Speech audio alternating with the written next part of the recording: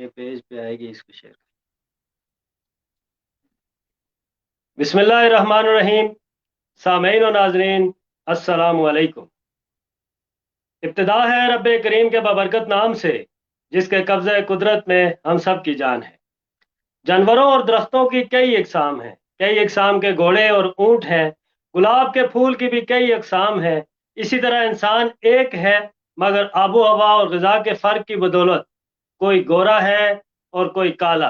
बाज़ इलाकों के लोग दलेर और जंगजू हैं, और बाज़ इलाकों के लोग सुलहजू या मुसलियत पसंद हैं।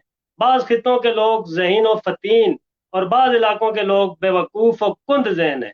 इसी तरह सियासत के भी कई इकसाम हैं। कहीं बादशाहत है तो कहीं मगरबी जमहूरियत, कहीं फौजी हुकूमत है तो कहीं मजहबी हुकूमत। पाकिस्तान में गुज़श्ता 70 साल में दो तरह की सियासत रही है, जमहूरी सियासत और अस्करी सियासत। अमली तौर पर सियासत की तीन इकसाम है: नजरियाती सियासत, मुसालियाती सियासत और मुफादाती सियासत। जुल्फ़िकार अली भुट्टो पाकिस्तानी सियासत में पहला सियासतदान था जिसने नजरियाती सियासत पे काम किया। मुसालियाती सियासत मुसलियत पर मुनसर होती है। चंद पार्टियां हुकूमत के लिए मुश्तरका हुकूमत बनाती हैं, जो इनकी मजबूरी होती है, और इसी तर्ज सियासत की वजह से आज हमारे मुल्क का बेड़ा गर्क है। मुफादाती सियासत की बुनियाद वो लोग हैं जिनकी असम्बली में नशस्तें आबाई और मरूसी हैं। इधर डूबे उधर निकले, उधर डूबे इधर निकले की सूरत ब्लैकमेलर होते हैं, जो इस मुल्क को कौम के मुस्तकबिल के साथ अपने ज़ाती मुफादात के तहत खेलते हैं। और यही वो लोग हैं जो हमारी तबाही और बर्बादी के जिम्मेदार हैं। दुआ है कि अल्लाह करीम मुफादाती सियासत के पैरोकारों से मुल्क और कौम को महफूज रखे। आमीन सुम आमीन।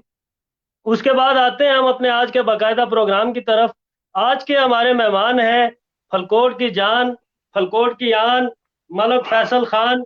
और इनका तल्लक मुस्लिम लीग नून से है, और ये साबका जिला मेंबर भी रह चुके हैं। इस दफ़ा ये बलदियाती इलेक्शन में बलदियाती इलेक्शन में जनरल कौंसिल का इलेक्शन जो है वो कंटेस्ट कर रहे हैं। फैसल भाई, अस्सलाम वालेकुम। जी वालेकुम सलाम वालेकुम साहब। क्या हाल है आपके? खैरियत से है? इलेक्शन कैंपेन कहाँ तक पहुंची आपकी? जी अल्लाह का शुक्र है, खैर खैरियत। बस कैंपेन क्या है जी, गांव का इलेक्शन है और जी जी माशाल्लाह से ठीक है, अच्छा रिस्पांस है और लोगों की मोहब्बतें हैं। तो जी जी बस हो रहे हैं राब्ते सबसे। जी जी। तो जी बस जी। यही अच्छा कैंपेन है। तो फैसल भाई, आपसे जी जी। सवाल पूछेंगे। पहला सवाल आपसे ये है कि बिलाशुबा आप एबटाबाद की सतह में, पूरे ज़िले में, पूरी यूनियन कौंसिल फलकोट का एक तारफ है। अगर हमें कहीं पे कोई नहीं पहचानता तो हम आपका नाम लेते हैं, और आपकी वजह से लोग हमें पहचानना भी शुरू कर देते हैं। और इससे पहले आप साबका ज़िला मेंबर का इलेक्शन लड़े हैं और जीते भी हैं। आपके इलाके के लिए काफ़ी खिदमात हैं, जिनका आपसे भी अभी पूछेंगे इंशाल्लाह ताला। लेकिन आप क्या ये क्या समझते हैं कि अभी जो आपने जनरल कौंसिल के इलेक्शन का इंतखाब लड़ने का फैसला किया है, ये दुरुस्त फैसला है या मुस्तकबिल में ये दुरुस्त फैसला होगा? क्योंकि बाज़ हल्के ऐसे हैं जो आपके इस इक़दाम की अ, मुखालफत करते हैं कि ये हम इनको एमपीए लेवल तक या आगे ज़िला लेवल तक देखना चाहते हैं। बेहतर ना होता कि आप अपने किसी जानशीन को या किसी भी शख्स को अपना जानशीन मुकर्रर करके ये जनरल कौंसिल की नशिस्त उसको छोड़ देते? जी फैसल साहब। जी मलिक साहब, माशाल्लाह आपने बड़ा अच्छा क्वेश्चन किया है। जी जी देखें ये जो आप जिसको छोटा इलेक्शन समझ रहे हैं, ये छोटा इलेक्शन नहीं है, ये इंतजामी उमूर है। और इससे कबल भी आप देख लें, अगर 20 साल पीछे आप जाएं तो आप देखें जी जी हमारी जो मुझे याद है, मरहूम अल्लाह ताला मग़फ़िरत फरमाए मेरे ताया अब्बू की, जब वो जी मेंबर जी जिला कौंसिल बने थे तो उस वक्त हमारी जो मौजूदा आज की 3 यूसीज हैं उन पे मुश्तमिल एक यूसी थी। जो जी जी यूसी फलकोट थी, बेरनगली, सिरपना और फलकोट, ये तीनों मिला के एक यूनियन काउंसिल थी। तो जी जो जी जो वक्त गुजरता गया, आबादी बढ़ती गई, उसी तरह फिर पिछले टेन्योर में, आज से कोई 10 साल पहले, फलकोट और सिरपना हम्म, यूसी दोनों मिला के एक यूनियन काउंसिल थी। जी इसी जी तरह आप देख लें, जो जो आबादी बढ़ती गई, इंतजामी अमूर वो जिस तरह ग्रास रूट लेवल पे इसको लाने के लिए मुख्तलिफ जो हुकूमतें हैं उन्होंने अपना वो क्या एक स्ट्रक्चर बनाया, तो आज वो महदूद हो के वीसी लेवल पे आ गई है। और ये बड़ा अच्छा जी जी एग्जाम है इस हुकूमत का। तो कहने का जी मतलब ये है कि मेरा कोई इरादा नहीं था जनरल कौंसिल का इलेक्शन लड़ने का, लेकिन एक नुमाइंदा होने की हैसियत से अपने इलाके के जो मसाइल हैं या अपने इलाके की जो मजबूरियां हैं, देखिए नुमाइंदगी किसी ऐसे हाथ में होनी चाहिए कि जो आपके इलाके की बेहतर नुमाइंदगी कर सके। जी जो ही जी ये स्ट्रक्चर बना, उन सारी चीजों को देखने के बाद आपको याद होगा हमने तो प्रोटेस्ट किया था, हमने कोशिश की थी कि तहसील गलियात बन जाए। उसके लिए जी जी मुख्तलिफ फोरम्स पे लोअर गलियात के जो दोस्त और अपर गलियात के हमने मिल के ये बड़ी कोशिश की कि हमारी तहसील गलियात बन जाए। इरादा मेरा जी जी बेसिकली यही था कि मैं तहसील गलियात अगर बन जाती है तो मैं तमाम लोगों की, अपने अजीज़ो अकारब और अपने चाहने वाले और अपने इलाके के लोगों की मुशावरत से मैं इंशाल्लाह तहसील गलियात का इलेक्शन लड़ूंगा। लेकिन जी जी बदकिस्मती से सर्कल बकोट वालों ने इतनी एफर्ट नहीं की जितनी हम लोअर गलियात वालों ने की है और अपर जी गलियात जी वालों ने मिलकर की है। तो वो तहसील ना बन सकी। तहसील जी न जी बनने के बाद जब ये चूंकि तहसील हमारी 3 सर्कल्स पे मुश्तमिल हो गई, बहुत बड़ी तहसील थी, तो उसके लिए जी इलेक्शन जी कंटेस्ट करना थोड़ा आसान नहीं था। तो फिर उसके जी जी बाद जो है जो ही ये इलेक्शन अनाउंस हुए तो मैंने अपने अपनी वीसी के जो लोग हैं मैंने उनसे मशावरत की और मैंने जी कोशिश जी की कि कोई ऐसा बंदा, कोई ऐसी नुमाइंदगी आ जाए ताकि उसको हम सपोर्ट भी करें और उनके साथ हम हर किस्म का तावन भी करें। लेकिन बड़ी कोशिश के बाद कोई ऐसा चांस, कोई ऐसा फैसला ना हो पाया। फिर जी जी मैंने कोशिश की। देखें, बुनियादी तौर पे इलेक्शन लड़ना या इलेक्शन में आने के कुछ मकासद होते हैं। जी नुमाइंदगी करना कोई आसान काम नहीं है। ये कोई कोई फूलों शक का हार नहीं है, ये कांटों की सेज नहीं। है। जी और जी जी नुमाइंदगी फिर आप हर फोरम पे जवाब दें। एक तो अपनी आवाम के आगे जवाब दें, फिर दूसरा अल्लाह ताला की जात भी ऊपर है। जो अल्लाह ताला आपको जब किसी उसमें अल्लाह ताला सुरखरू करते हैं या कोई ऐसी चीज जो आप पे जिम्मेदारियां डलती हैं, तो फिर उनका जवाब आपने हर फोरम पे देना है, दुनिया पे भी देना है और आखिरत पे भी देना है। जी तो जी इसलिए फिर जब मैंने पूरी नजर दौड़ाई, 4 वीसीज हमारी बनी, तो मैंने देखा कि हम्म। अपना मालसा पे भी नजर दौड़ाई, जंदरबाड़ी पे भी नजर दौड़ाई, फिर अपने फलकोट को देखा, फिर कुटली, जी जी वीसी कुटली पे मेरी ये कोशिश थी कि नुमाइंदगी हमारी साहब जो यूनियन काउंसिल है, पूरी नुमाइंदगी हमारे इलाके की आवाज जो है कम से कम उन ऐवानों तक पहुंचाने के लिए जरूरी है हम्म। कि कुछ सीनियर पॉलिटिशियन जो है उसको हिस्सा लेना चाहिए, ख्वाह वो किसी भी जी वीसी जी से हो। जी लेकिन जी मैं मेरी मुशावरत हुई, मैं जमील साहब के पास गया, मैंने उन्हें भी कहा, मैंने कहा जी आप मेहरबानी करें, आप इलेक्शन कंटेस्ट करें। तो जी जी उन्होंने मुझे कहा कि यार मैं कुछ मसरूफियत है और मैं इस दफा मेरा दिल नहीं चाह रहा कि मैं इलेक्शन लड़ूं।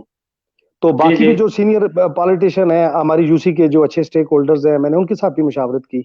लेकिन जब मैंने देखा कि डिस्ट्रिक्ट लेवल का कोई बंदा इलेक्शन नहीं लड़ रहा, फिर मैं हम्म। अपने जो अपनी वीसी में मैंने जो मुशावरत मुकम्मल की, तो मुझे सब ने, अपने जो मेरे चाहने वाले हैं, मेरी जो पार्टी के लोग हैं, सब ने फोर्स किया कि आपको इलेक्शन लड़ना चाहिए।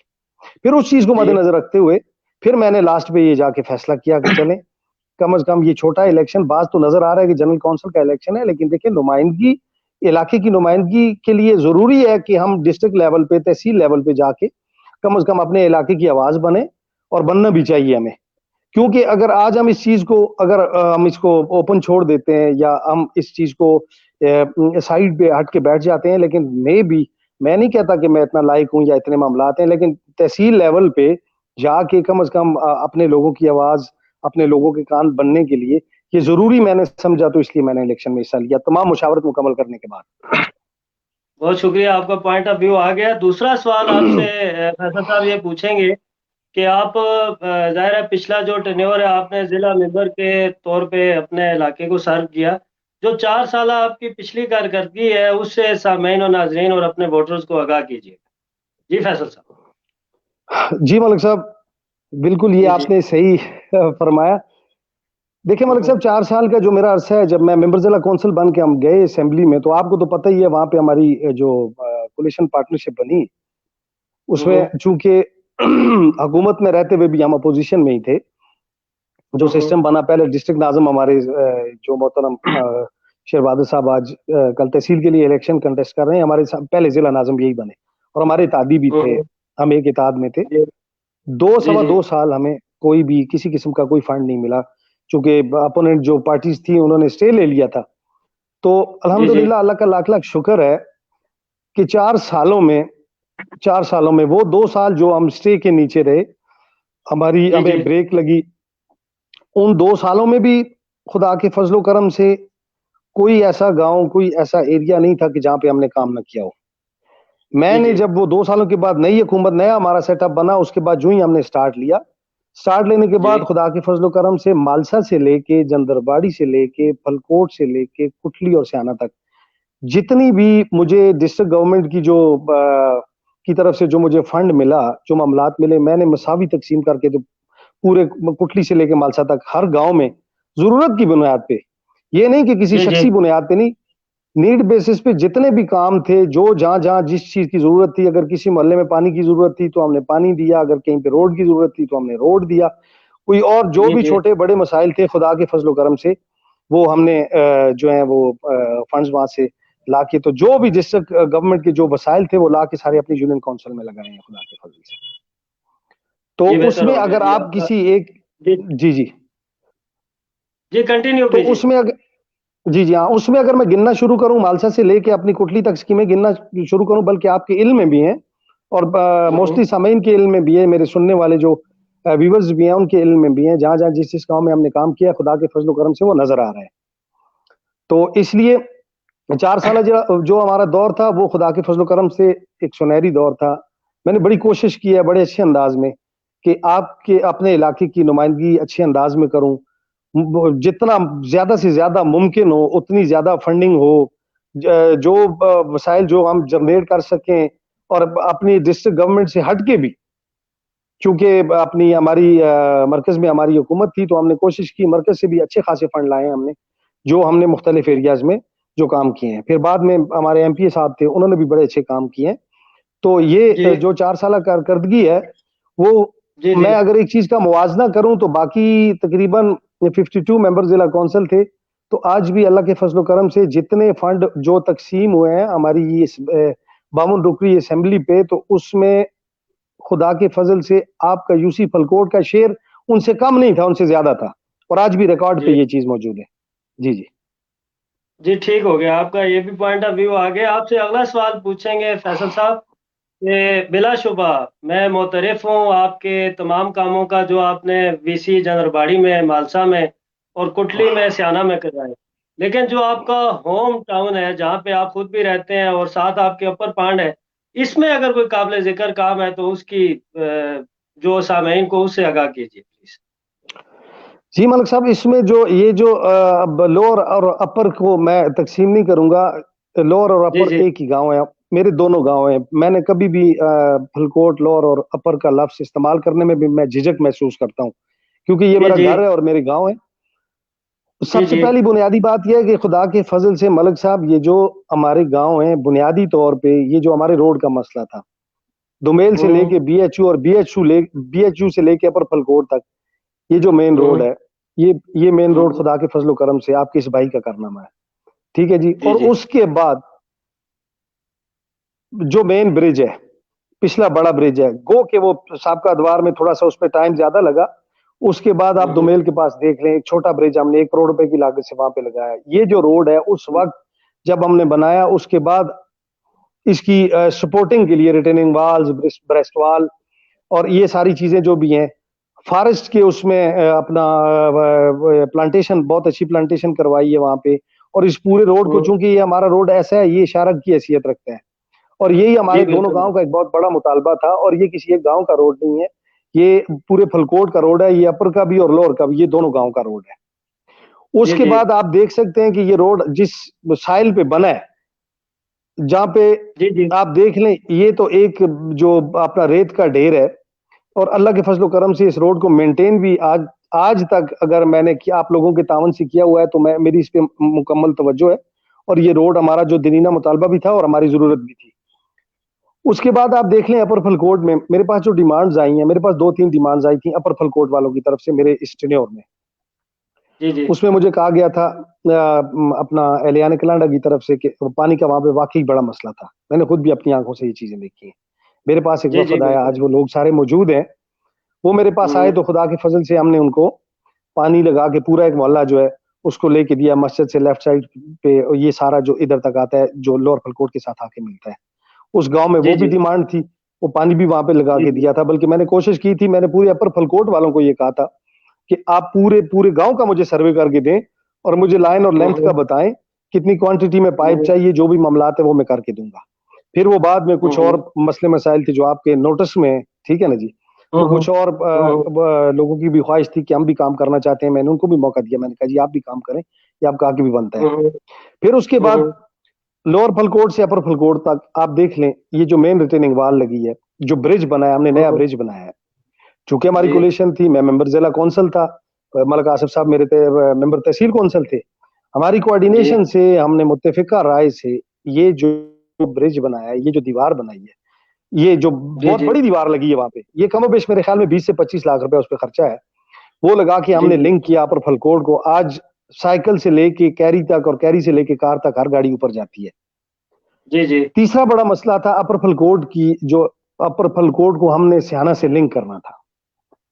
जी बदकिस्मती से आज 4 सालों से 5 सालों से हम लोग डिस्कस तो जरूर करते हैं, लेकिन हमें कोई रूट नहीं मिल रहा। 2 दफा मैं जब मेंबर जिला कौंसल था, उस वक्त भी मैंने उसके लिए स्पेशल फंड रखा अपने अपर फलकोट से सियाना लिंक के लिए।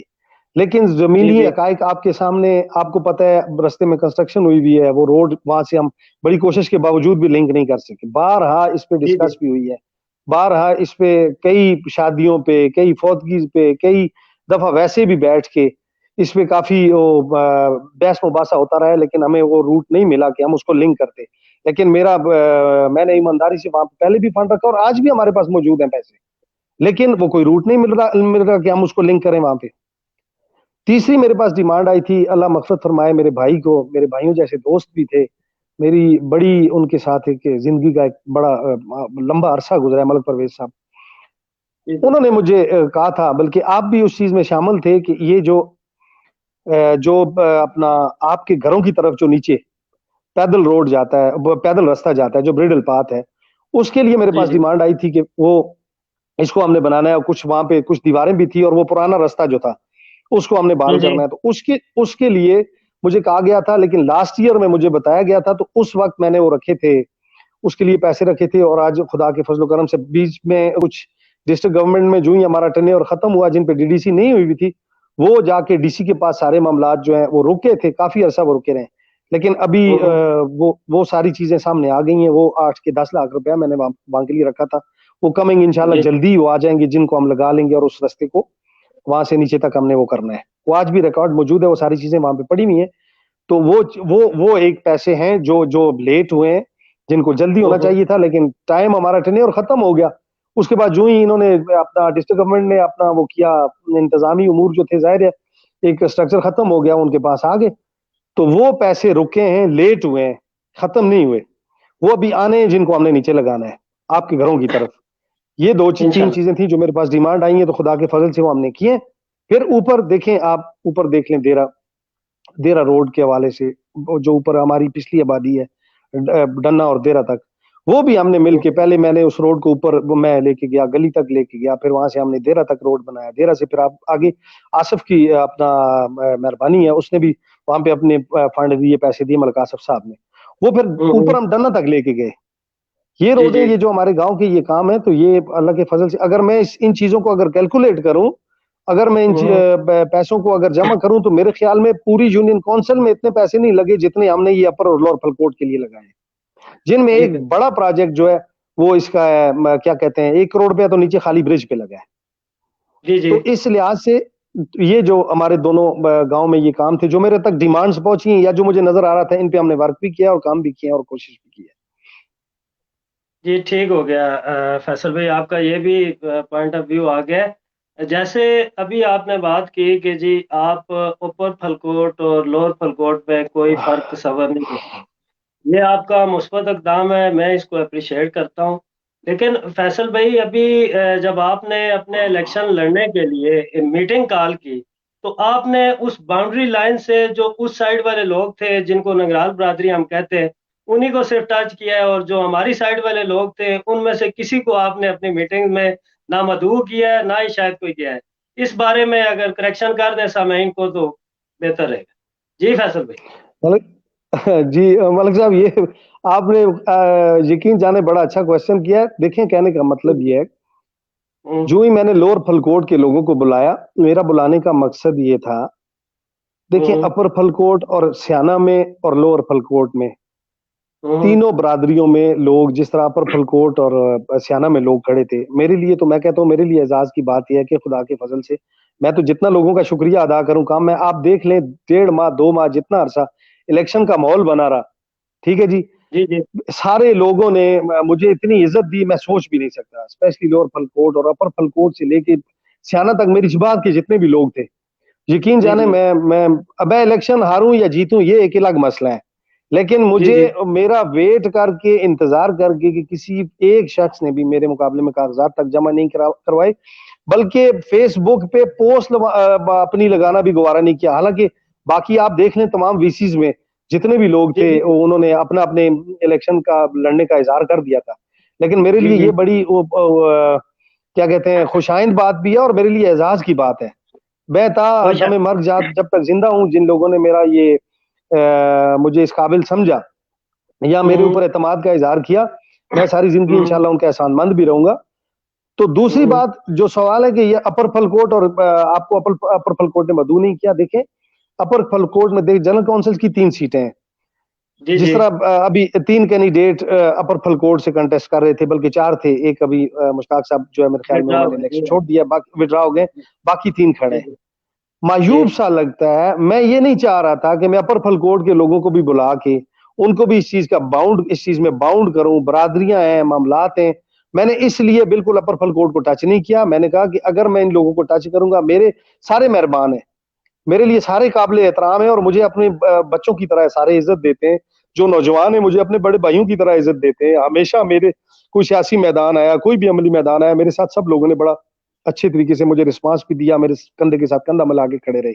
मेरा बुनियादी मकसद सिर्फ यही था कि मैं अगर इन जी लोगों को जी टच करूंगा, मैं इनको बुलाऊंगा तो शायद उनके लिए ये थोड़ा सा मुश्किल हो, तो मैंने जी सिर्फ जी इस चीज को सामने रखते हुए सिर्फ अपर फलकोट के लोगों को टच नहीं किया। नहीं तो जी वो तो बेहतर। अपर फलकोट और ये तो उनका अपना घर है, मेरा घर तो सबका साझा घर है, उसमें तो कोई तफरका है ही नहीं है। तो बस कोई मेरा शक पॉइंट ऑफ व्यू ये था, इस पे अगर किसी को कोई नाराज है मेरा भाई, तो फिर भी मैं उसको राजी करने के लिए तैयार हूं, लेकिन मेरा पॉइंट ऑफ व्यू ये था कि मैं किसी को इस शर्म में ना डालूं, किसी इस चीज में ना डालूं कि ताकि कल कोई इस चीज को फील करे या महसूस करे, क्योंकि ऊपर भी जो जिन लोगों ने ये इलेक्शन में हिस्सा लिया है वो भी मेरे लिए काबिल एहतराम है, मेरे भाई हैं सबका। हम कोई भी ऐसा इलाकाई कोई जंग आई, कोई मसला आया, कोई इलाके के लिए कोई एफर्ट हमने की तो हम सब मिलके करते रहे, तो जी इसलिए बस बिल्कुल ये है। मेरा पॉइंट ऑफ व्यू है। तो इसमें मैं अब आप जो जिस तरह बेहतर समझे। अगला सवाल आपसे पूछेंगे फैसल साहब के, हमारा BHU है आपके पड़ोस में, बल्कि आपके तो इंतहाई नज़दीक है। इसमें एक बहुत बड़ा इशू है कि जो हमारी माएँ बहनें हैं वो रूटीन के चेकअप्स के लिए या किसी भी तरह से वो अगर वहाँ पे जाती हैं तो वहाँ पे उनको सिर्फ मेल डॉक्टर अटेंड करता है। फीमेल डॉक्टर या जो वहाँ पे लेडी हेल्थ वर्कर है या जो नर्स है वो वहाँ पे मौजूद नहीं होती। तो ये आपसे मैं ये पूछना चाह रहा हूँ कि इसके लिए आपने कोई इकदाम किए हैं? ये तो आपके बिल्कुल पड़ोस में है, आपको अगर नज़र नहीं आया तो ये भी मुनासिब नहीं है, बहुत नज़दीक था, आपको नज़र आना चाहिए था। और अगर पहले रह भी गया है तो अभी इसके बारे में आइंदा का क्या लाएअमल होगा? हम उम्मीद रखें कि इंशाअल्लाह ताला वहाँ पे कोई लेडीज डॉक्टर होगी जो हमारी माओ बहनों औरतों को चेक करेगी, ताकि जो भी हमारे तहफ़्फ़ुज़ात हैं लोगों के जहन में वो क्लियर हो सकें। जी फैसल साहब। हाँ मलिक साहब, ऐसा नहीं है, जैसा इंसान को दिखता है जी वैसा होता नहीं है। मेरी जी अल्हम्दुलिल्लाह जी हर चीज पे नजर है, ऐसा नहीं है कि बीएचयू पे नजर नहीं है, ये तो मेरी नाक के नीचे है। जी मैंने एक दफा नहीं बल्कि 3 दफा फीमेल एमबीबीएस डॉक्टर के वहाँ पे ऑर्डर करवाए, वो वहाँ पे गए और मेल जो एमबीबीएस हैं वो भी वहाँ पे रह के आए। हमारे पास रेस्ट हाउस बना है, बिल्डिंग चूंकि पुरानी है, लेकिन उसका मैंने एनजीओ से काम करवाया, फिर मुझे डिस्ट्रिक्ट का फंड मिला, वो भी मैंने लगा के उसके जो सर्वेंट क्वार्टर्स थे और वो जो उनकी रिहायशगाहें हैं वो सारी मैंने ठीक करवाई है। डिस्पेंसरी माशाल्लाह जी बड़े अच्छे अंदाज में हमने वो ठीक करवाई है। ये ऐसा नहीं है, हकीकत ये है कि आप देख लें कि ये जो हमारे मेल टेक्नीशियन है फारूक साहब यहाँ पे काफी अरसे से मौजूद है, तो जी जी जब एमबीबीएस डॉक्टर यहाँ पे आया ना, ऑन एयर बात मुझे अच्छी नहीं लगती, लेकिन चले मैं कर ही देता हूँ, आपने सवाल किया है। तो एमबीबीएस डॉक्टर जब मैंने यहाँ पे उनका ऑर्डर करवाया, तो जी वो जी यहाँ पे आए, तो जब उन्होंने अपना यहाँ से वो जाने लगे, तो मुझे उन्होंने गिला किया। जी उन्होंने गिला किया, मैंने कहा जी आप क्यों जा रहे हैं, आपको तो यहाँ पे रहना चाहिए, हमें तो बड़ी मुश्किलात है, हमारे पास एक टेक्नीशियन है और एमबीबीएस यहाँ पे होगा तो कुछ और जो है हमारे लोग फैसिलिटेट होंगे। तो उन्होंने मुझे कहा, यार कहने का मतलब यह कि मेरी यहाँ पे मेरी इंसल्ट हो रही है, मुझे डॉक्टर साहब कहते हैं ना। मैं बड़ा शर्मिंदा जी हो जी गया, मैंने कहा जी इंसल्ट कैसे हो रही है? तो उन्होंने मुझे कहा जी जी इंसल्ट ऐसी हो रही है कि मैं ड्यूटी पे बैठा होता हूँ, मैं सुबह 9 बजे आता हूँ और 12 से 1 तक मैं ड्यूटी करता हूँ, और जो भी जी जी पेशेंट आता है वो आके, मैं बैठा होता हूँ तो मुझे आके पूछते हैं कि जी डॉक्टर साहब कितने ने? तो जी मैं जी कहता हूँ जी मैं ही डॉक्टर हूँ। नहीं जी वो फारूक साहब कितने ने? जी जी तो ये मेरी इंसल्ट होती है कि मैं एमबीबीएस हूँ और वो टेक्नीशियन है, और इस तरह जो है मुझे ये इंसल्ट फील हो रही है। तो मैंने इसलिए ये अपना यहाँ से वो करवाया, क्योंकि आप लोगों की मेल जोल इतना ज्यादा हो चुका है, तो इस तरह जो है मैं नहीं रह सकता। फिर उसके बाद मैंने फीमेल डॉक्टर हमारे, बल्कि जहूर भाई हैं पंगोड़ा वाले, उनकी बेटी का ऑर्डर करवाया वहां पे, उन्होंने भी 1 साल वहां पे लगाया। फिर एक और फीमेल जी आई जी है वहां पे, वो भी जाके रह के फिर वापस आई हैं। तो कहने का मतलब ये है कि ऐसी बात नहीं है। अब यहाँ पे नर्सेज भी मौजूद हैं, यहाँ पे वो क्या नाम है उनका, एलएचवीज भी हैं, वो भी जी देखती हैं। जी जी हाँ। जी तो ऐसी कंप्लेन आज से पहले तो मेरे पास नहीं आई। मैं सुबह जब भी जाता जी हूँ, कई दफा मेरा इत्तेफाक हुआ है, वो सारा स्टाफ जी ऑन ड्यूटी, जो सरकारी टाइम है उसमें वो सुबह से लेके शाम तक, वो पूरी अपना जी 3 बजे तक या 2 बजे तक डॉक्टर साहब मौजूद होते हैं। मैंने तो कई दफा चेक भी किया है उन चीजों को, सरकारी अदवियात जो वहां पे आ रही हैं। मैं बजाय जो पीछे लोग बैठे हुए हैं उनके साथ भी मेरे बड़े अच्छे ताल्लुकात हैं, मैंने उनको भी कई दफा, खुद सामने नहीं हुआ लेकिन मैंने विजिट करवाए, मामलात किए, सारा कुछ किया। मैंने कहा जी जाके आप चेक करें कि लोगों को ये चीज मिल रही है कि नहीं मिल रही। कुछ थोड़ा सा जी कसूर हम लोगों का भी है, हमें भी तावन करना जी चाहिए। जी हम भी साथ इस चीज को, जी अब जब हमें ये पता ही नहीं है कि ये एमबीबीएस डॉक्टर यहाँ पे बैठे हैं, और वो भी जाके, अगर मैं या आप में से कोई जाके ये पूछे जी एमबीबीएस से कि डॉक्टर साहब कहाँ हैं, तो फिर उसके लिए तो जाहिर सी बात है वो इंसल्टिंग पोजीशन है ना। तो ये दो जी तीन दफा बिल्कुल है वाक्य हुए हैं, बाकी ऐसी कुछ जो आपने ये क्वेश्चन किया कि मेल डॉक्टर देखते हैं हमारी फीमेल्स को, फीमेल्स वहां पे मौजूद होती हैं और उनकी हाजिरी बिल्कुल यकीनी है। आजकल चेक भी बड़ा अच्छा है, और उसके बाद जो जी है जी वो सारा स्टाफ वहां पे मौजूद होता है। एक दो दफा मुझे जी शिकायत जी मिली थी, तो मैंने बड़ी सख्ती से उस पर नोटिस लिया था। तो जी जी ऐसी बात नहीं है कि इतना किसी को हमने खुली छूट दी भी है, और बिल्कुल ये पूरी हमारे नोटिस में है ये चीजें। चलें जी, बेहतर हो गया, आपका पॉइंट ऑफ व्यू आ गया जी। अभी हमारे व्यूवर देख रहे हैं काफ़ी ज़्यादा, और आपको अप्रिशिएट भी कर रहे हैं। और मलक वहीद भाई, मेरे बड़े भाई इधर वॉरी टाउन से लिखते हैं कि देखें जी, इनसे अगर कोई ज़्यादा मेरिट पे है तो बेशक आप उसको वोट दें, और अगर ये मेरिट पे है तो फिर इंशाल्लाह ताला इनको कामयाब करें जी। और भी बहुत सारे लोग देख रहे हैं, इंशाल्लाह ताला बाद में आपके नाम भी लेंगे, आपके पास आएंगे। अभी फैसल भाई, कल मैंने आपकी ये पोस्ट लगाई कि कल के हमारे मेहमान होंगे फैसल खान, और साथ फिर जो हमारे व्यूवर्स हैं जो हमें मोहब्बत देते हैं, वो ये कहते हैं कि जी इनके साथ दूसरा मेहमान भी होना चाहिए था। तो मैंने उनको क्लैरिफिकेशन दी है कि फैसल भाई की ये ज़ाती ख्वाहिश थी कि मैं अपनी आवाम के साथ, अपने लोगों के साथ ज़्यादा से ज़्यादा बातें करना चाहता हूँ। मेरे लिए बल्कि 200-250 सवाल तैयार करके रखना।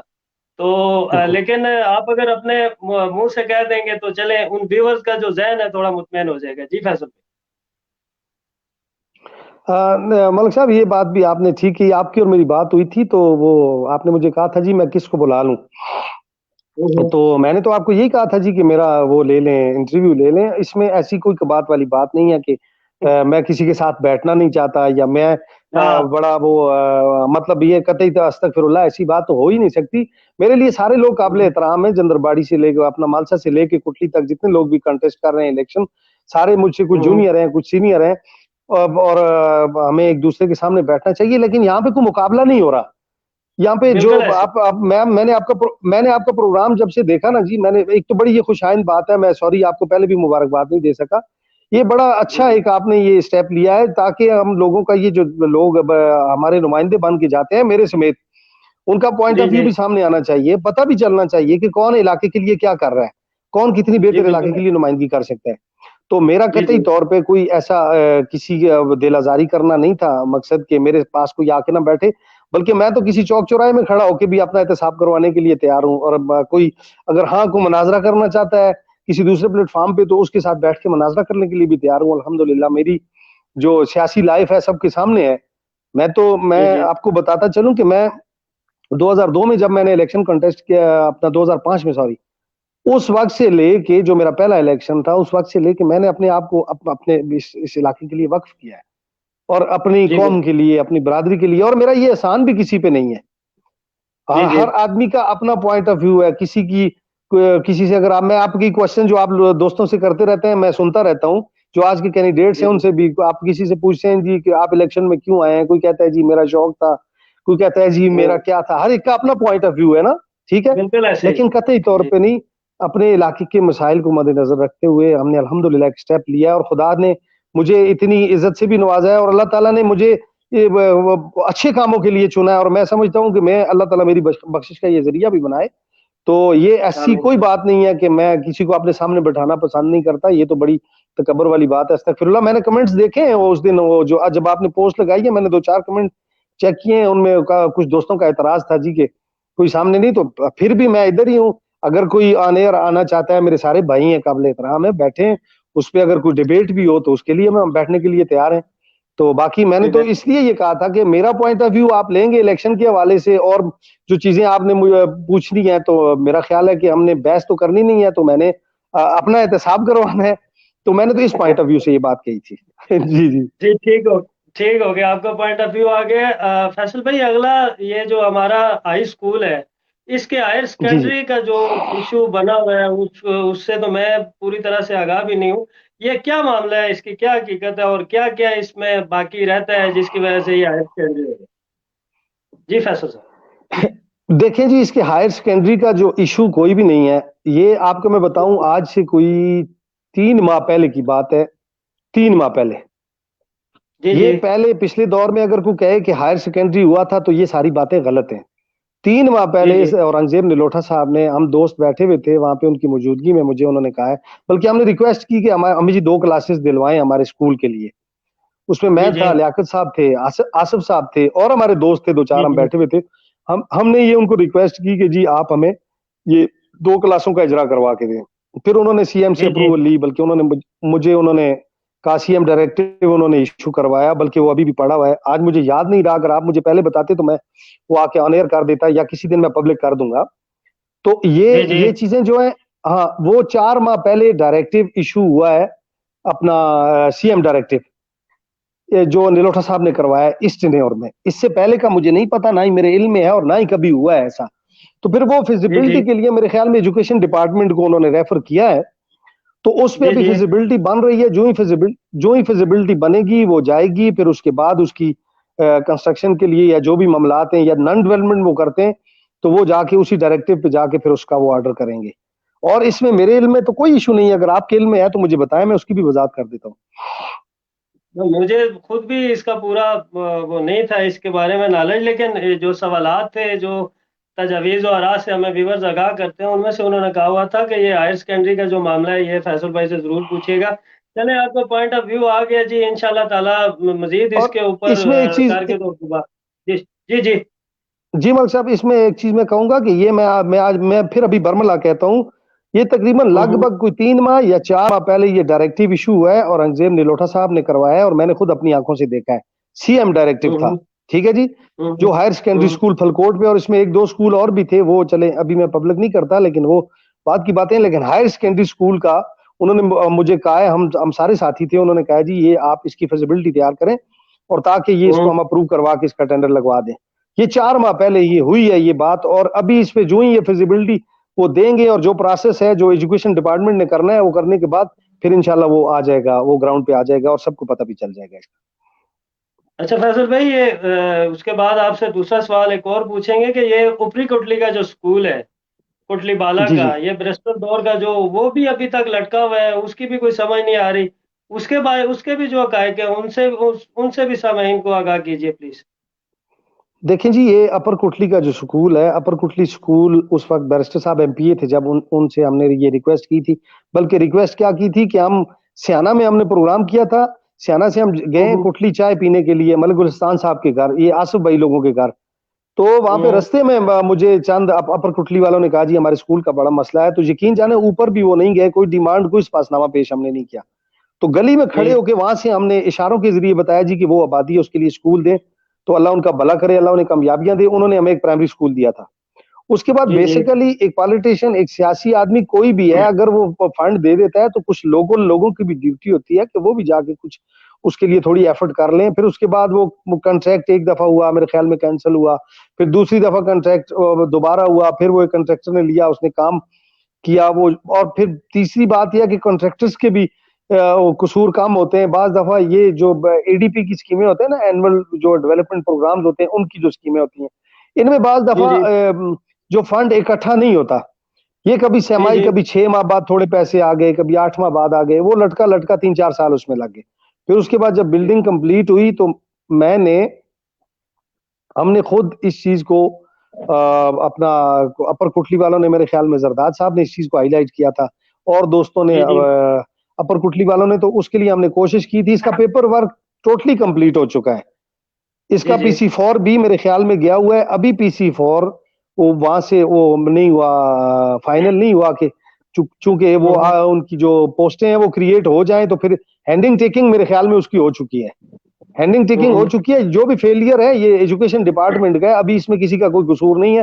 इसके लिए बार हमने आवाज उठाई है, और इसके लिए हम्म फिर भी मैं देख लूंगा, अगर कोई कमी पेशी है तो इंशाल्लाह इसको हम कोशिश करते हैं कि इसी हफ्ते 10 दिनों में जो जो चीजें हैं सामने ला के, ताकि इसको अपना ऑपरेशनल किया जाए, ताकि बच्चे हमारे तालीम हासिल कर सकें।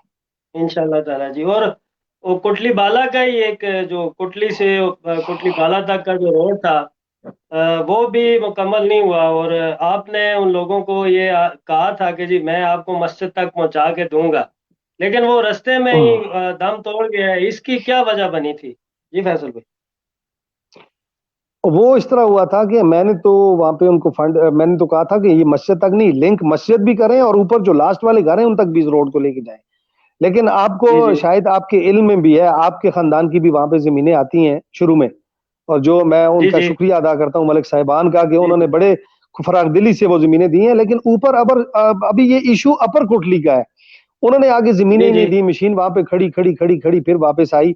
और आज भी, आज नहीं बल्कि मैंने कई दफा उनको कहा है अपर कोटली वालों को कि आप जमीनों के मसाइल हल करें। अगर फलकोट वालों की हो हम्म तो उनको मैं रिक्वेस्ट करूं, जमीनें आप लोगों जी की हैं, जी आपका काम है, इनको क्लियर करें। वो तो इतना बड़ा काम भी नहीं है, वो तो मेरे ख्याल में हार्डली को 3-4 दिनों का काम है। वो तो जिस वक्त भी वो जमीनें क्लियर करें तो वो जी उसका जी कोई इशू नहीं है। तो हाँ, तो मैंने उनको बार ये बात कही है, कई दफा मैंने उनको कहा था कि आप इसको जमीनों के जो मसाइल हैं हल करें। लोकल इश्यूज हैं अपने, आपको तो पता ही है इलाके में जो लोग होते हैं एक दूसरे के साथ उनकी बनती नहीं है। तो अगर एक कोई अच्छा काम जी जी करने की किसी को सूझती भी है तो दूसरा रास्ते में खड़ा हो जाता है। तो ये इशू अपर कोटली का है, इसमें किसी किसी सियासी का कोई कसूर नहीं है, और ना ही हमारा कसूर है। जी हम जी आज भी तैयार हैं, अगर वो जमीनें क्लियर करते हैं तो फिर भी हम, बेशक हमारी VC अलग हो गई है, लेकिन हम इंशाल्लाह उनको बना के देंगे। तो उसमें जमीन का इंशाल्लाह इशू ताला था। जी।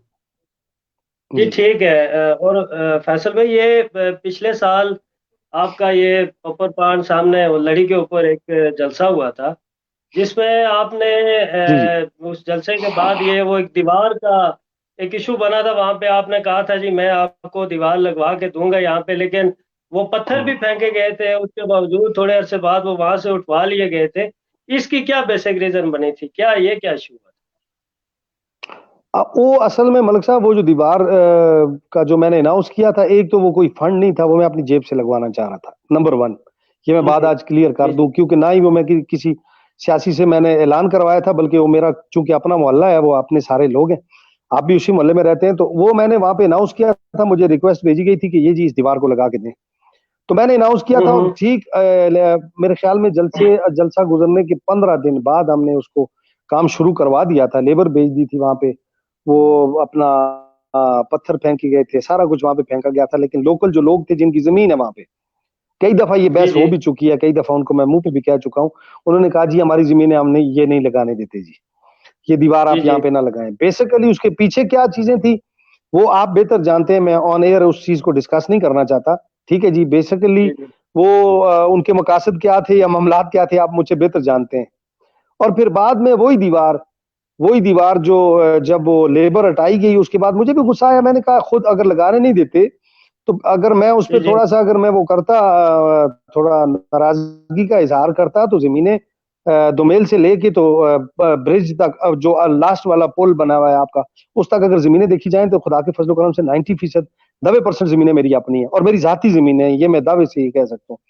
तो इन्होंने उस जी वक्त जी तो कुछ पता नहीं किस मुखालफत की वजह से उस चीज को रोका। मैं ऑन एयर नाम भी नहीं लेना चाहता उनका, आपके इल्म में है वो लोग। फिर उसके बाद आपको याद है कि जब ये दीवार बनी, जी जी मैंने तो इसलिए उस चीज को थोड़ा ब्रेक कर दिया था कि शायद ये यहाँ पे जो हमारे बाकी नुमाइंदे हैं, शायद इनका खुद अपनी जाती कोई सोच है कि हम लगा लेंगे, लेकिन उनको भी अल्लाह ताला ने तौफीक नहीं दी वो दीवार लगाने की। फिर बाद में जिन पैसों से लगी, मुझे शर्म आती है कि मैं आके ऑन एयर ये बात करूं कि कौन से पैसे थे जिनकी वहां पे दीवार लगी है। ये हम सब के लिए मेरे समेत बायस शर्मिंदगी है ये बात। तो ये ऐसा होना नहीं चाहिए था। अगर लेबर गई भी थी वहां पे उसके साथ सपोर्ट करके, तो वहां पे दीवार आगे से पीछे से जहां से उनकी मर्जी थी वो लगा देते। लेकिन वो पता नहीं किस सियासत की नजर उन्होंने की है, ये उनका वो जाने और उनका खुदा जाने। जी, ठीक हो गया, आपका पॉइंट ऑफ व्यू आ गया। अगला सवाल आपसे ये पूछेंगे फैसल भाई के पिछली दफा भी हमारे पोलिंग पे काफी बदमजगी हुई, बहुत ज्यादा लड़ाई झगड़े और उस तरह की सिचुएशन हुई। इस दफा की जो पोलिंग है इसको बेहतर बनाने के लिए कोई किसी किस्म का इंतशार ना हो, आपने अभी तक कोई इकदाम किए? देखिए मलिक साहब, पहली तो ये बात है कि पिछली दफा कोई बदमजगी नहीं हुई हमारे पोलिंग स्टेशन पे। जितनी पुरअमन पोलिंग बीएचयू में हुई है, इतनी मेरे नहीं, मैं ख्याल में पूरे हाई केपीके में कहीं भी नहीं। सॉरी, मैं हाई स्कूल की जी, बात कर रहा हूँ। हाई स्कूल की, नीचे हाई वो स्कूल की बात कर रहा जी वो पिछली दफा नहीं हुई, उससे पिछली दफा हुई थी, हूँ। वो अच्छा, बल्दियात उससे में हुई थी। पिछले, उससे पिछली दफा हुई थी। उससे तो कहने का पिछले। मतलब यह है कि जित और रिकॉर्ड पे ये चीज मलक साहब मौजूद है कि बीएचयू में जब भी पोलिंग हुई है, जितनी पुरअमन पोलिंग बीएचयू में हुई है, किसी भी, मेरे ख्याल में हम हजारा डिवीजन को ही अगर ले लें तो उस इतनी हम्म पुरअमन पोलिंग कहीं पे भी नहीं हुई। Number one.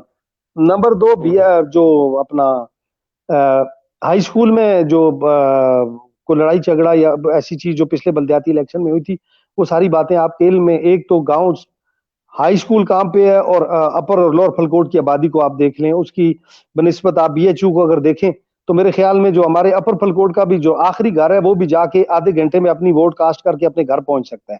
और जबकि हाई जी स्कूल बिल्कुल। इतना दूर है कि वहां से जो पहला घर है वो भी अगर जाए तो 3 घंटों में वापस अपने घर वापस आ सकता है। वो भी बड़े मुश्किल, दूर दुश्वार गुजार इलाका है। तो वो ऐसी कोई बात नहीं है, ना हमने वहां पे लड़ाई की है और ना हम इसकी वजह बने। वो बीएचयू में अल्हम्दुलिल्लाह हमें पूरी उम्मीद है इंशाल्लाह पुरअमन पोलिंग होगी। बीएचयू में क्यों कोई हम्म लड़ाई करेगा, मुझे ये बताएं, उसकी बुनियादी वजह क्या है? हम्म बीएचयू में वो जो हम्म, लोग वोट डालने जाएंगे वो कौन है? वो कोई 3 कबाइल वहां पे रहते हैं? वो तो जी एक ही बिल्कुल है। खानदान, एक ही फैमिली के लोग हैं जो अपर फलकोट में और लोअर फलकोट में। और ये कोई जी सेनेट ऑफ जी पाकिस्तान की चेयरमैनी का इलेक्शन तो है नहीं है कि जिसके लिए कोई जी जी इतना ज्यादा वो उस पर करेगा। तो मेरे ख्याल में मैं आपको ये बता दूं कि खुदा के फजलो करम से जितनी पुरअमन और जितनी अच्छे अंदाज से बीएचयू में पोलिंग होगी, इतनी कहीं भी नहीं हम्म। होगी। और ना ही किसी का, जिन मुझे तो लोग कोई ऐसी बात समझ नहीं। जिन जी लोगों के तहफ़्फ़ुज़ात हैं वो इंशाल्लाह ताला अपने तहफ़्फ़ुज़ात को बिल्कुल क्लियर कर लें, किसी किस्म का कोई इशू नहीं होगा। नहीं जी, खुदा के फजलो करम से पहले तो ऐसी बात है ही कोई नहीं है। ना ही कोई जी जी ऐसी इन कबाइल में आपस में कोई है, कोई ऐसी मुझे तो नजर नहीं आ रही। और तफजात होने भी नहीं चाहिए। अगर किसी को तफजात हैं तो ऑन एयर आके मुझे आके बता सकता है।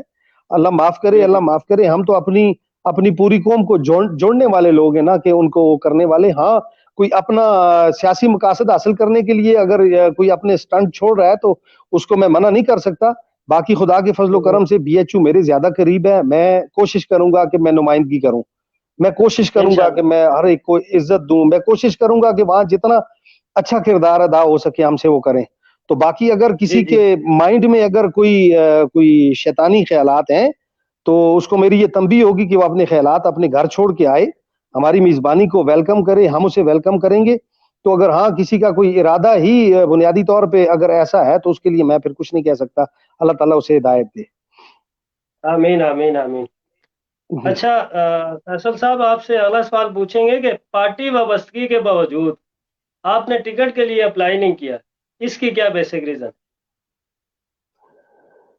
उसकी बुनियादी वजह ये थी कि जो जब हमारा, आपको पता है हमारी नाराजगी, जो दो ग्रुप्स बने हुए थे डिस्ट्रिक्ट एबटाबाद में, तो जी जी कुछ नाराजगियां थी। तो जब ये फैसला हुआ है या आपस में इख्तलाफात खत्म हुए हैं, तो वहां पे हमारी आला क़यादत ने एक फैसला किया था कि जिसमें शाहिद खकान अब्बासी साहब भी थे, और मुर्तजा जवेद अब्बासी साहब भी थे, सरदार मेहताब साहब भी थे, और साद रफीक साहब भी थे। तो ये उसमें एक चीज डिस्कस हुई है कि डिस्ट्रिक्ट अपना तहसील लेवल पे हम टिकट नहीं देंगे, चूंकि नाराजगियां बन रही थी। तो जाहिर है एक वीसी में हमारी, आप जंदरबाड़ी देख लें तो चारों कैंडिडेट्स जो खड़े हैं वो चारों मुस्लिम लीग नून के खड़े हैं, जो आपस में इलेक्शन कंटेस्ट कर रहे हैं। तो अगर वहां पे किसी एक जी को जी टिकट मिलता तो बाकी तीनों ने तो नाराज होना ही था ना। इन सारी चीजों को सामने जी रख जी के उन्होंने एक फैसला किया था कि हम वीसी लेवल पे टिकट नहीं देंगे, जी वीसी जी लेवल पे टिकट नहीं देंगे। फिर उसके नहीं बाद ये देंगे। जो फैसला हुआ, फिर ये लोग एबटाबाद नहीं देंगे। फिर उसके बाद इस तरह हुआ कि एबटाबाद में चूंकि हमारी जो डिस्ट्रिक्ट की तंजीम थी, मोहतरम जनाब मलिक महबूब अवान साहब थे, जुल्फकार जवेद अब्बासी साहब थे जो वाइस जनरल सेक्रेटरी हैं, तो ये पहले जी से जी अनाउंस कर चुके थे टिकट के लिए एप्लीकेशन लेने की डेट। तो फिर वहां पे कुछ जी दोस्तों ने जी एप्लीकेशंस मूव की। मैंने तो उनको कई दफा कहा कुछ दोस्तों को कि टिकट शायद ना हो, तो बस इसलिए मैंने एप्लीकेशन मूव नहीं की। लास्ट टाइम जब मैंने कहा अगर यही फैसला रहा तो जाहिर सी बात है, मैं मुझे भी तो करना तो था ना, टिकट तो मैंने लेना था। लेकिन वो जाहिर है एक फैसला था हमारी मरकजी क्यादत का, बाद में आपने देखा भी वो कैंसिल हो गया। तो बुनियादी वजह ये थी, मैंने जी इसलिए जी टिकट के लिए अप्लाई नहीं किया। जी जी जी ठीक हो गया। अगला सवाल आपसे फैसल भाई ये पूछेंगे कि ये जो दोनों, खैर कहना तो नहीं चाहिए अपर फलकोट और लोअर फलकोट, लेकिन इसके दरमियान वो जो चोई है उसमें पानी की वजह से काफ़ी कटाई हो गई है। इसके टले वगैरह या किसी चीज़ के लिए कोई इकदाम किए हैं या कोई इरादा रखते हैं आगे? मलक साहब, इसके लिए ये पूरा जितना भी है ना, ये आप लेफ्ट साइड पे मालसा के सामने देख लें, जहाँ से हमारी रोड गुजरती है, ये जितना एरिया है वहां से लेके, तो ये आपका जो जहाँ पे एंड होता है जाके, इस सारे एरिया में आज से 4 साल पहले मैंने फॉरेस्ट वालों से एग्रीमेंट किया था। बल्कि हमने जो हम्म, एग्रीमेंट के लिए उन्होंने जमीन जो वहाँ पे मुझसे रिक्वायर की थी, उन्होंने कहा था कि जी एक्वायर की थी जो तकरीबन 800 कनाल जमीन, वो एरिया मुझे जी 4 साल जी के लिए उन्होंने बाउंड किया था हमारा। तो मैंने जी एग्रीमेंट किया था, उस वक्त डीएफओ थे गालबन सरदार सलीम साहब। तो उसके जी जी उसमें चेक डैम भी थे, ये सारा कुछ, ये आपने देखा होगा कि ये पूरे दरख्त मैंने पूरा जितना एरिया था उसमें ये सारे जितने भी दरख्त प्लांटेशन जितनी भी हुई है, ये उस वक्त मैंने करवाई जी थी। जी दरमियान में आके बस यहाँ पे जो चेक डैम लगने थे, वो उस वक्त पता नहीं किस वजह से, कोई शायद इनकी इंक्वायरियां शुरू हो गई थी या कुछ ऐसे मामलात, कोई करप्शन के हवाले से, कोई फॉरेस्ट डिपार्टमेंट की तरफ से कुछ कंप्लेंट्स थी, उसकी वजह से रुक गए थे। लेकिन इंशाल्लाह इसको ये पाइपलाइन में पड़े हुए भी हैं, और हम पूरी कोशिश करेंगे कि ये चेक डैम, क्यों, चूंकि ये दोनों गांव के लिए खतरा है, काफी कटाई हो चुकी है। आप तो शायद पता नहीं नीचे उतरे हैं या नहीं, मैं तो एक दो दफा जाके मैंने विजिट भी किया है इसका। तो प्लांटेशन जी जी मैंने इसमें खूब करवाई है, नीचे तक, ऊपर से लेके नीचे तक। जी जी तो बाकी चेक डैम जो है उनके लिए वो रहता है कुछ मामला, इंशाल्लाह उम्मीद है वो जल्दी, हम कोशिश करेंगे कि अगले, जब ये इनका दोबारा ये सीजन स्टार्ट होगा ये अपना जून में, तो जून से पहले पहले हम कोशिश करेंगे या जून के बाद यहाँ पे भी चेक डैम वगैरह लग जाए, ताकि ये कटाव से, ये कटाई से बच सके ये सारा कुछ। जी ठीक हो गया। अगला सवाल आपसे पूछेंगे फैसल साहब के, ये जो स्याना में जो आपने वाटर सप्लाई की स्कीम दी है, ये मुकम्मल हो जी चुकी जी है, फंक्शनल हो चुकी है, या अभी इसका कोई काम रहता है? मलिक साहब, काम रहता है इसका, मेरे ख्याल में टैंक बनना है, और आगे डिस्ट्रीब्यूशन लाइंस जो है ना वो जी जी रहती हैं पीछे से। लाइन जो है पिछला सोर्स और क्या नाम है उसका, लाइन डल चुकी है, मेन लाइन जो है। तो जी जी अभी इसकी दो चार चीजें रहती हैं, एक तो स्टोर टैंक बनना रहता है, जी और जी दूसरा क्या नाम है उसका, जो आगे डिस्ट्रीब्यूशन लाइनें हैं जो तकसीम करना है पूरे उस गांव को, वो दो चीजें रहती हैं। और वो भी मेरे ख्याल में आज मुझे सुबह पता चला है, उस दिन मेरी कंट्रैक्टर से बात हुई थी, आज कुछ टीमें गई हैं वहां पे गांव में, और मेरे ख्याल में वो ये इलेक्शन के बाद या इलेक्शन से पहले वो शुरू कर देंगे। इन दो जंदरबाड़ी और इसको खत्म करना है उन्होंने जून से पहले पहले, और जो मेरे फलकोट गांव वाली स्कीम है उसको भी खत्म करना है इन्होंने। ठीक हो गया, आपका ये भी पॉइंट ऑफ व्यू आ गया। और फैसल साहब, ये जो ऊपर पाण में जो गर्ल्स प्राइमरी स्कूल है, उसको तोड़ फोड़ का शिकार करके फिर उसके बाद उसको जी बनाया जी नहीं, ये क्या मामला है? ये क्या मामला है? असल में मलिक साहब, असल में नॉन स्ट्रेटजीज में जितने भी स्कूल थे ना, ये जिस तरह ये अपर फलकोट वाला स्कूल था, उस वक्त जी जी अपना जब इन्होंने ये बिल्डिंग तोड़ी है ना, जी तोड़ के जी तो कॉन्ट्रैक्टर कुछ एडवांस लेके तो मेरे ख्याल में रफू चक्कर हो गया ना, फिर वो बाद में वापस नहीं आया। फिर बड़ी जी मुश्किलों से जी पिछले 2-3 माह से इसके पीछे हम लगे रहे हैं, उसको जाके ढूंढ के हमने निकाला है, डिपार्टमेंट को प्रेशराइज किया। अभी वो आ रहा है और वो काम करने के लिए ख्वाहिशमंद भी है। उस दिन, ये 3-4 दिन पहले की बात है, बल्कि एक हफ्ता पहले की बात है, डिपार्टमेंट जी के जी साथ मेरी मीटिंग हुई है, सीएनडब्ल्यू वालों के साथ। तो जी जी वो कॉन्ट्रैक्टर भी आया हुआ था, तो उसके लिए हमने कोशिश किया। उसने ये डिमांड किया जी कि मुझे रास्ता बना के दें और मैं बिल्डिंग बना देता हूँ। मैंने फिर जी अपर जी फलकोट के कुछ दोस्तों के साथ ये बात की है कि मैंने कहा जी आप जमीनों का कोई बंदोबस्त करें। वो कह रहा था जी मैं रोड नहीं बना सकता, आप मुझे फंड दें। मैंने फिर निलोठा साहब से जी बात की, मैंने कहा जी अभी हमारे फंड तो नहीं है, चूंकि हम रिटायर हो चुके हैं, आप हमें कोई पैसे दें, हम इसको रोड बना के दें ताकि ये स्कूल वाली बिल्डिंग बना सके।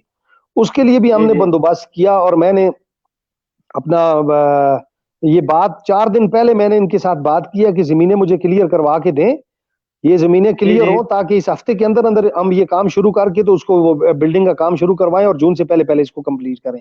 और ये मैं आपको, अभी आपने अच्छा क्वेश्चन किया है और मैं ये आपको भी बताता हूँ, आप भी मलक साहब अपने फोरम पे भी इसके लिए कोशिश करें। 2-4 दिनों जी में जी जिन लोगों की ये जमीनें आगे वो जमीनें दें। ये कल अगर जी अल्लाह जी ना करे हमारा स्कूल ड्रॉप हो गया तो फिर हमें कल जी जी कौन बना के देगा? ये मिड में बना हुआ है, दोनों दोनों गांव जो है, ये दोनों गांव के बच्चे वहां पे पढ़ेंगे भी। पहले तो इसको तोड़ना ही नहीं चाहिए था। जब वो कॉन्ट्रैक्टर आया तो उसको चाहिए ये था कि साथ किसी दूसरी जगह पे बिल्डिंग बना देता, वो जूं की तू पड़ी रहती ना, उसमें कम से कम बच्चे तो बैठ सकते थे। तो जी उसने अपनी बिल्कुल है। लालच के लिए उस वक्त डिमोलिश करके तो वो करके चला गया। तो आप इस आवाज को उठाएं और ये आप ये जिन लोगों की जमीनें हैं, 2-4 दिनों में वो इसको क्लियर करें ताकि हम उसको रोड बना के दें। रोड के दो फायदे हैं, एक तो उस पूरी आबादी को फायदा हो जाएगा, दूसरा ये है जी कि वो बिल्कुल। स्कूल की बिल्डिंग भी बन जाएगी। जी तो जी ये स्कूल का ये मसला है, उसको हम इंशाल्लाह पूरी कोशिश करेंगे जितना जल्दी से जल्दी वो बन सके। जी इंशाल्लाह ताला जी। अगला सवाल आपसे पूछेंगे कि आइंदा का यानी मुस्तकबिल का आपका मंशूर और क्या हिकमत अमली होगी। मंशूर अल्हम्दुलिल्लाह मलिक साहब मेरा वाज़ेह है। बुनियादी तौर पे बुनियादी जो मकसद है वो इलाके की फलाह के लिए हम लोग निकले हैं। बुनियादी तौर पे जी हमारा जी इलाका पसमानदा है।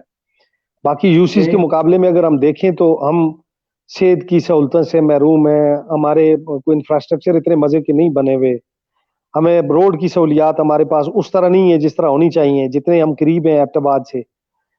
जी इसी जी तरह एजुकेशन सेक्टर में हमें बहुत सा काम करना है। इलाके की फलाह के लिए जितने भी काम है जी उनके जी लिए हम वक्त हम सबको एक प्लेटफॉर्म पे होके, सबको हमतन गोश होके हमें मिलना है और मिल के हमने इलाके के लिए काम करने। यही हमारा मंशूर है। और ये इसी मंशूर पे हम इंशाअल्लाह खुदा के फजल करम से कायम और दायम रहेंगे। इलाके में जो भी इससे हट के भी इलाकाई जो मसाइल हैं, हमारे अपने मसाइल हैं, उनको भी सामने रखते हुए तो इस इलाके को हमने साथ लेके चलना है ताकि इस इलाके की महरूमियों का भी अजाला हो सके। जो हमारी कोई फरसूदा रसूमात है उनको भी खत्म करें। आप नौजवान लोग हैं, आप सारे मिल बैठ के, तो यही हमारा जी मंशूर जी भी है। और मेरा मंशूर ढका छुपा नहीं है, वो बिल्कुल खुदा के फजल करम से वाज़ेह है, जिस पे अमली तौर पे आज 22 सालों से मैं लगा हुआ हूँ। जी जी जी जी। ठीक है। अगला सवाल आपसे लेंगे कि चूंकि आपके पास सियासी एक्सपीरियंस है और इस एक्सपीरियंस की बुनियाद पर जो लोग अभी इलेक्शन कंटेस्ट कर रहे हैं, जितने भी उम्मीदवार हैं, उनको जी आप जी। क्या सजेशन या क्या मशवरा देंगे कि जीतने के बाद वो किन किन हिकमत अमली पर अमल करें ताकि वो भी कामयाब हो सके। जी फैसल साहब। देखें जी, जीतने के बाद बुनियादी मकसद होना चाहिए अपने इलाके की फलाह। मेरी जी तो तमाम जितने भी मेरे काबिल एहतराम कैंडिडेट्स इलेक्शन में हिस्सा ले रहे हैं, मेरी जी जी तो सबको यही, मैं अपनी तरफ से यही राय दूंगा कि सारे आपस में जब आपकी असेंबली वजूद में आए, आप लोग जीतें। जी जी पहले तो इलेक्शन को क्या कहते हैं उसे, अपनी किसी अना का मसला ना बनाएं। आप आए जी अवाम जी के सामने, जो जिसको पे अवाम एतमाद करे, तो मेरे समेत सब दूसरों ने जो इलेक्शन से आउट भी हो जाएं तो एक दूसरे को खुले दिल से कबूल करें। खुले जी दिल जी से कबूल करने के बाद फिर आप एक जान होके, सारे एक जिस्म का एक हिस्सा बन के अपने इलाके की फलाह के लिए सारे निकलें। सारे मिलजुल के जी जी काम करें, ना कि इसी इलेक्शन को सामने रखते हुए अगले 4 साल तक एक दूसरे के लिए आप इस इलेक्शन को वाले जान बना के रखते हैं। तो जी सारे जी मिलजुल के इलाके की फलाह के लिए काम करें और एक दूसरे को कबूल करें सारे। जो हार जाए जी वो जी जीतने वाले को कबूल करे और जो जीत जाए वो हारने वाले को कबूल करे। अगर आपका जी जी बुनियादी मकसद इस इलाके की फलाह है तो। अगर बुनियादी मकसद है किसी को नीचा दिखाना या इलेक्शन में आके वेस्टकोट पहननी, तो फिर उसके लिए मैं उसके लिए दुआई कर सकता हूँ। एक सवाल और भी आपसे पूछेंगे कि ये इलेक्शन लड़ने के लिए वेस्टकोट पहननी जरूरी क्यों है? जी, इलेक्शन लड़ने के लिए ये वेस्टकोट पहनना जरूरी क्यों है? देखिए जी, वेस्टकोट तो हमारा ये कल्चर भी है और हमारी ये क्या कहते हैं उसे सकाफत भी है, और वेस्टकोट हमारा एक निशान भी है। वेस्टकोट तो वैसे भी पहननी चाहिए, जरूरी तो नहीं है कि आप इलेक्शन लड़े तो तभी वेस्टकोट पहने। ये पिछले वेस्टकोट तो वैसे पिछले भी पहननी दिनों चाहिए। फेसबुक पे सोशल मीडिया पे इसका बड़ा तज़किरा रहा है, बस कटे निकाल लो, बस कटे अंदर रख दो। उस पॉइंट ऑफ व्यू से आपसे मैंने ये पूछा है। जी जी। आखिर में क्योंकि हमारे प्रोग्राम का टाइम खत्म हो रहा है, कोई 5 मिनट रह गए हैं, आखिर में आप अपने वोटर्स को कोई पैगाम देना चाहते हो, या इलाके को कोई भी पैगाम देना चाहते हो अपने लोगों को? मलक साहब, मेरा पूरे इलाके के वोटर्स, मेरी पूरी यूनियन काउंसिल्स और मेरे जितने भी सुनने वाले हैं, मेरा उन तमाम को ये पैगाम है कि आपका नुमाइंदा आपका फेस होता है, वो आपका जी चेहरा होता है। जी जी ऐसे लोगों को इलेक्ट करें, ऐसे लोगों को सामने लाएं, कल जो आपकी जी आवाज जी बन सके, कल जो जी आपकी आंख बन सके, कल जो जी जी आपके कान बन सके, ऐसे जी लोगों को सामने लाएं जो आपका चेहरा बन सके। तो अवामी जी नुमाइंदा जी आपका चेहरा होता है। वोट का आपने अच्छे तरीके से सही इस्तेमाल करना है, शरी तरीके से इस्तेमाल करना है, और आपस में बामी इतफाक व इताद।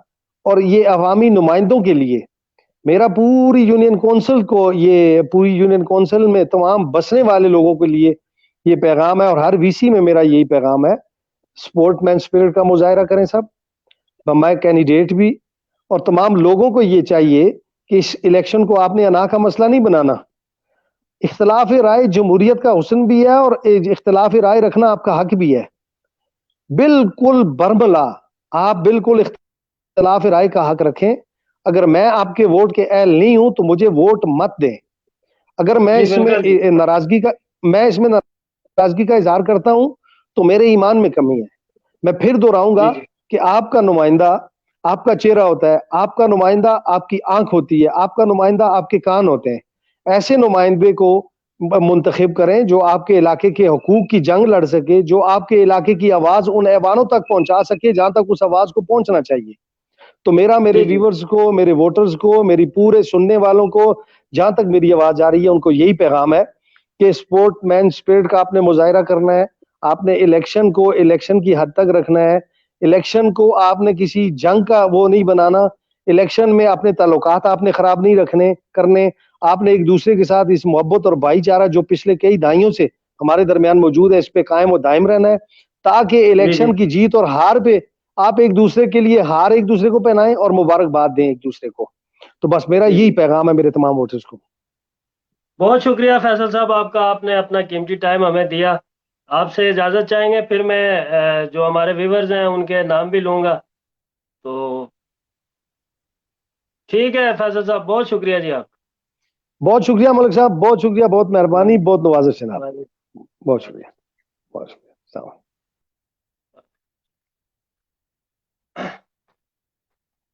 अच्छा जी, अब हम आते हैं अपने व्यूवर्स की तरफ।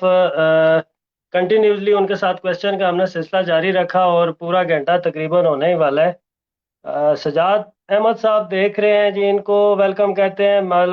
बासत मलक साहब, उनको वेलकम कहते हैं। जफर अवान, मलक तारक, मोहम्मद जावेद, मोहम्मद जफरान, मोहम्मद यासर, फैसल नज़ीर साहब, मोहम्मद यासर साहब, मलक सजाद साहब और मलक वकास साहब, मलक सफ़ीर हाशमी साहब देख रहे हैं, उनको हम वेलकम कहते हैं जी। मलक जवेद साहब, मलक उस्मान साहब, मलक अदनान दानी, मलक लियाकत अवान मेरे बड़े भाई वो देख रहे हैं जी। जहीर अहमद देख रहे हैं जी एबटाबाद से, उनको वेलकम कहते हैं। मोहम्मद सरवर अवान को वेलकम कहते हैं जी। खादम हुसैन, मलक अली असगर साहब देख रहे हैं जी थरियाटी से, उनको वेलकम कहते हैं। मोहम्मद नईम साहब, रियासत अवान मुस्तफ़ी देख रहे हैं, उनको वेलकम कहते हैं जी। हफीज़ अहमद, मुनीर अहमद, आदिल मुराद, इखलाक शेफ, सरफराज दौड़ से देख रहे हैं जी, उनको वेलकम कहते हैं। मुसद्दक असलम वेलकम कहते हैं जी। और मलक अजलान साहब को वेलकम कहते हैं। गुलिस्तान खान, को वेलकम कहते हैं। मुनीर अवान, शहबाज खान, यासी मलक, मोहम्मद फरमान, शौकत अली शौकत, मलक जवेद, मलक अजहर अवान और मलक अब्दुल वहीद गौरी टाउन से मेरे बड़े भाई, उनको वेलकम कहते हैं जी। सिराज अहमद, हाफिज मोहम्मद नईम साहब, उनको वेलकम कहते हैं जी। मलक इशफाक, उनको हम वेलकम कहते हैं जी। और नेक तमन्नाएं और दुआएं भेजी हैं, अल्लाह पाक इज्जत दे। सनी खान, उनको वेलकम कहते हैं। अब्दुल बासत तोकीर मलंगी साहब, उनको वेलकम कहते हैं। राजा सजाद, अब्दुल बासत, हाफिज शहबाज और मेरे टीचर मलक इफ्तिखार सियाना और एबटाबाद से देख रहे हैं जी, उनको हम अपने प्रोग्राम में वेलकम कहते हैं। मलक तारिक, हाफिज शहबाज, मुनसफ दानिश, मलक मकबूल, एमी मलक और उसके बाद बासित खान, रिजवान अहमद, हाफिज शहबाज, नवाज, मलक सईद अवान मेरे चाचू देख रहे हैं जी, उनको वेलकम कहते हैं। मलक जिशान साहब, मलक नौमी PMLN देख रहे हैं जी, उनको अब्दाबाद से वेलकम कहते हैं जी। अमजद हुसैन अखलाक शेफ, सदर बशीर साहब देख रहे हैं जी, रेगुलर व्यूवर्स हैं, अल्लाह पाक इनको इज्जत दे, उनको भी हम अपने प्रोग्राम में वेलकम कहते हैं। जफरान मलंग और मुसद्दक असलम, मलक कासम साहब देख रहे हैं। अल्ताफ हुसैन अखलाक शेफ, माजद गोल ढकी खेतर से देख रहे हैं जी, उनको हम अपने प्रोग्राम में वेलकम कहते हैं। बहुत शुक्रिया माजद साहब आपका। मलक आबिद, अखलाक शेफ, उसके बाद मलक महदी मेरे छोटे भाई वो देख रहे हैं, उनको वेलकम कहते हैं। मुराद अवान, मलक उस्मान, इमरान खान कुटली से देख रहे हैं जी, उनको वेलकम कहते हैं। इब्राहिम मलक, फैसल कयूम, मलक उस्मान, खादम हुसैन, सफ़ीर अहमद, मुराद अवान, राशिद इकबाल साहब देख रहे हैं, उनको वेलकम कहते हैं जी। अब्बासी अजीम, उनको वेलकम कहते हैं। आतिफ खुर्शीद अवान, नकाश चलानी, खादम हुसैन, नकाश चलानी और शबान अहमद, मोहम्मद नज़ीर, आदिल मंजूर, आमिर मलक, आफ्ताब अहमद और इसरार अवान, मलक सजाद, फैसल नज़ीर साहब देख रहे हैं, उनको भी वेलकम कहते हैं जी। कैसर अवान, मोहम्मद फरमान, अखलाक शेफ, खादम हुसैन, सफ़ीर अहमद देख रहे हैं, उनको हम अपने प्रोग्राम में वेलकम कहते हैं दुबई या सऊदीया से जी। रिजवान खान, इसरार अवान और शबान अहमद देख रहे हैं जी कोटली बाला से, इनको हम अपने प्रोग्राम में वेलकम कहते हैं। मोहम्मद शहबाज अवान, मलक जिशान, वहीद अवान, मलक उस्मान, फैज़ान अब्बासी, मुनीर अहमद, मोहम्मद यासर अवान, मलक साकिब, मोहम्मद राशिद, मलक आसिफ, शहजाद अवान देरा से देख रहे हैं जी। मोहम्मद इकबाल साहब देख रहे हैं नूर मांग से, उनको हम अपने प्रोग्राम में वेलकम कहते हैं जी। मलक बाबर को लैपटॉबाद से, मलक मुजतबा अवान कुटली से देख रहे हैं। मोहम्मद शहबाज अवान फलकोट से देख रहे हैं जी। मलक तिरु हाशमी कुटली से, फैज़ान अब्बासी साहब कुटली से देख रहे हैं, उनको वेलकम कहते हैं जी। सुहेल अहमद देख रहे हैं, उनको वेलकम कहते हैं। नदीम अवान, मलक अमजद, वहीद अवान पारी कुटली से, उनको वेलकम कहते हैं। हीरो मलक सियाना से देख रहे हैं जी, उनको हम अपने प्रोग्राम में वेलकम कहते हैं जी। उसके बाद सनाउल्ला मलक, नज़ाकत हुसैन है शायद जी, वो देख रहे हैं, उनको वेलकम कहते हैं। मेहरबान अली, उनको वेलकम कहते हैं जी। मलक बाबर गुल, उनको हम अपने प्रोग्राम में वेलकम कहते हैं। मलक मुजतबा अवान, मलक तिरु हाशमी, ताहिर अवान, माज अवान, अखलाक शेफ, मोहम्मद यासर अवान साहब, शफकत अवान साहब, मलक आसिफ, मलक अब्दुल वहीद साहब देख रहे हैं जी, उनको हम प्रोग्राम में वेलकम कहते हैं। जमील अवान, अब्दुल रशीद कुटली से देख रहे हैं जी, साबका मेंबर, इनको हम अपने प्रोग्राम में वेलकम कहते हैं। हाफिज शहबाज अवान, उनको अपने प्रोग्राम में वेलकम कहते हैं। एम नज़ीर साहब देख रहे हैं, उनको वेलकम कहते हैं जी। मलक सजाद, जावेद खान, शौकत अली अवान, मोहम्मद नईम साहब देख रहे हैं, उनको वेलकम कहते हैं। गुलफराज अवान देख रहे हैं जी सुप्रीम कोर्ट से, उनको हम वेलकम कहते हैं। सजाद साजिद मलक साहब देख रहे हैं, उनको वेलकम कहते हैं। सफ़ीर रहमान, जेबी मलक, परवेज असलम, मंजूर अवान, अवान जी देख रहे हैं जी, उनको हम वेलकम कहते हैं। मलक सजाद, खादम हुसैन, आदिल मुराद, जासिम राशिद, खालिद अवान हजारवी साहब, मोहम्मद नईम साहब, शौकत अली अवान साहब देख रहे हैं जी, उनको अपने प्रोग्राम में वेलकम कहते हैं। मलक अरशद साहब, मलक उस्मान, रियासत हुसैन, मलक जहांगीर, हारिस खान, मोहम्मद आसिफ, मोहम्मद नईम, वकास अहमद, मोहम्मद आसिफ, न्याज अहमद, जेबी मलक साहब देख रहे हैं, उनको वेलकम कहते हैं। मलक नसीर साहब देख रहे हैं, उनको वेलकम कहते हैं। रियासत अवान कोटली से देख रहे हैं जी, उनको वेलकम कहते हैं। स्टीर मलक कोटली बाला से देख रहे हैं, उनको वेलकम कहते हैं जी। गुल खिताब गुल सियाना से देख रहे हैं जी, इनको वेलकम कहते हैं। उसामा हजारिया, उनको वेलकम कहते हैं जी। मेहताब अवान, मलक साकिब, आदिल आदिल, मलक रियाज कुटली से देख रहे हैं जी, रेगुलर व्यूवर्स हैं, इनको वेलकम कहते हैं। जो नाम फिर भी लिस्ट तो मेरे पास खत्म हो गया, जिन जिन जिन लोग अहबाब के मैं नाम नहीं ले सका, उनसे मैं इंतहाई माजरत खा हूँ, जो किसी भी टेक्निकल प्रॉब्लम की वजह से ऊपर नीचे हो गए, जो मेरी नज़रों के आगे से नहीं गुजरे, उनसे मैं माजरत खा हूँ। और आखिर में मेरा आपको ये पैगाम है कि ये इलेक्शन सिर्फ 31 मार्च तक की है, और इस इलेक्शन को सिर्फ इलेक्शन समझे। इसमें किसी किस्म की भी कोई बरादरी में बरादरीज़म या दूसरी तीसरी चीज़ों को डिनाई करें खुदारा, और बिल्कुल खुले जहन के साथ, खंदा पेशानी के साथ अपना इलेक्शन जो उम्मीदवार है वो कंटेस्ट करें, और जो वोटर है वो बिल्कुल अपने बेहतरीन तरीके से जाके वो वोट कास्ट करें, और ज़्यादा से ज़्यादा वोटर्स निकलें।